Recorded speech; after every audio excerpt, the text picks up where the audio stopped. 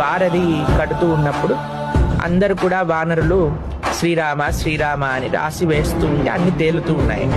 అయితే రాముడు అనుకున్నాడు, అరే ఏముంది రాళ్ళల్లో అలా తేలుతున్నాయి అని ఒక రాయిని పట్టుకొని ఇలా వేశాడట సముద్రం. డుప్ అని మునిగిపోయింది.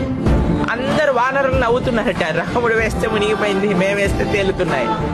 అయితే రాముడు కూడా అడిగాడట, ఏంటి నేనేస్తే మునిగిపోయింది ఏంటి అనంటే అక్కడ ఉండే హనుమ వానరులందరూ అన్నారట, స్వామి ఈ సంసార సాగరం నుంచి బయటపడాలి అనంటే నువ్వే ఆధారం, నీ నామమే ఆధారం, నీ కృపనే ఆధారం.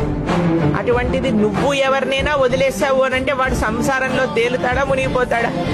కాబట్టి ఆ రాయి మునిగిపోయింది నువ్వు వదిలేసావని.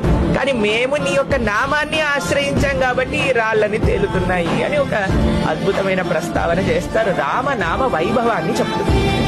కాబట్టి నిజంగా మీరు చెప్పింది కరెక్టే. రాముడి కంటే శక్తివంతమైనది రాముడి యొక్క నామం, భగవంతుడి కంటే శక్తివంతమైనది భగవన్నామం.